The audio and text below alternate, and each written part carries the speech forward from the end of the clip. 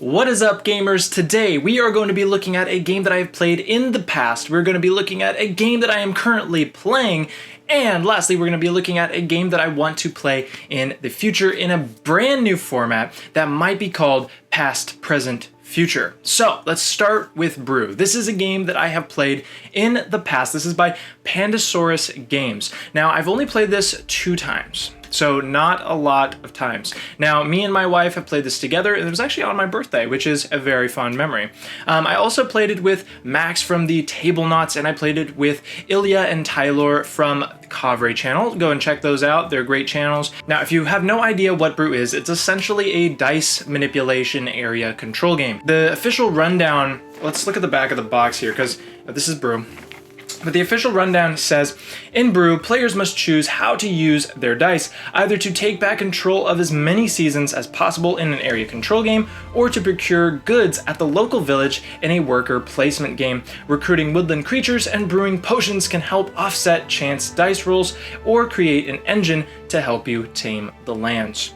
Now, one of the feelings that I got while playing this game was the feeling of every single action that I did was kind of directly harming or getting in the way of somebody else. Now, I have zero problem with confrontation in board games. Something about Brew, though, made it almost seem like I was making these actions and then by default, I was kind of screwing over everybody else. I didn't really like that feeling. I like the fact that in Brew, you've got kind of 3 major paths to score. You can essentially collect these different lands that have different seasons and try to match that up with the different animals that you're collecting that can also be from that set season. Or you can just brew potions. These have amazingly cool, powerful abilities, and you're gonna be brewing these with ingredients that you gain either from the player board or from the actual regions themselves while you're placing dice down. In Brew, you're going to have to really keep up with what other players are doing, and if you do want to win, it will take you being a little bit rude. You will have to kind of cut off your opponents, and if you don't like that, this might not be the game for you. And that's about it for the game that I have played in the past. Now, moving on to the game that I am currently playing, actively playing, that's gonna be Imperium Classics. Now let's read what this is all about. It says that in your hands lies the destiny of one of history's great civilizations.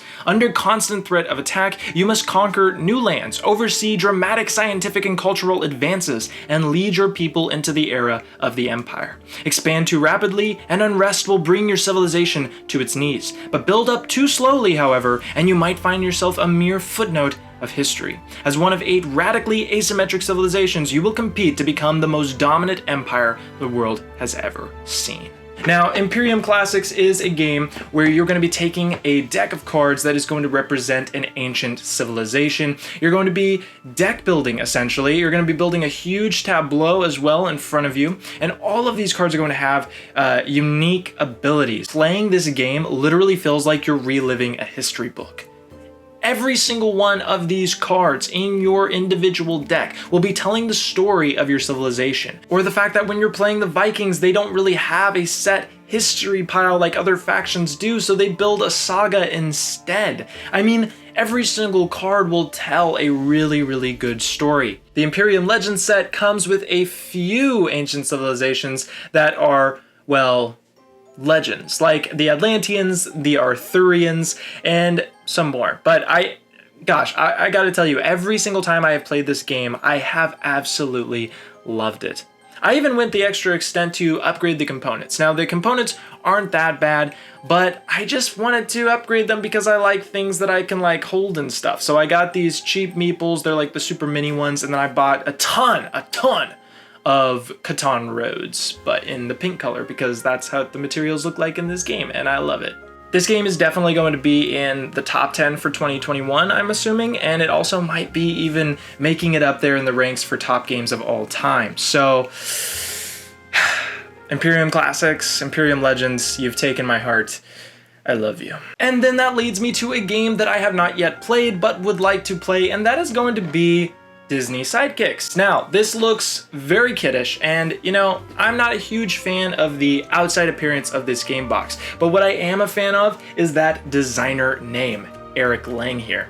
Now here is a read up about the game straight from Board Game Geek itself. It says, in the cooperative game Disney Sidekicks, villains Captain Hook, Gaston, Scar, Jafar, and Maleficent have captured your favorite heroes and locked them up in a castle. Now you take on the role of one or more sidekicks from famous Disney films, Timon and Pumbaa, Tinkerbell, Abu, Lumiere, or Flora, Fauna, and Merryweather, to travel through the game board together with other sidekicks to battle villains, rescue villagers, collect locks, and build your powers to become a hero in your own right. Now to win, the sidekicks must reach and enter the castle and then defeat the villain.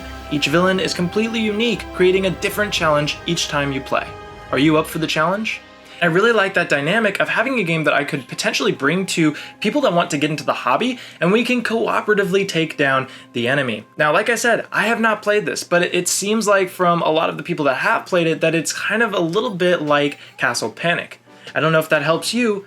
It certainly doesn't help me because I haven't played that either. But I'll tell you what, the components in this game, it makes me really want to check it out. I really love the game board artwork. And it looks like you can even play, okay, they've got Captain Hook, Tinkerbell, Lumiere, Gaston, Maleficent, oh my gosh, Abu, Jafar.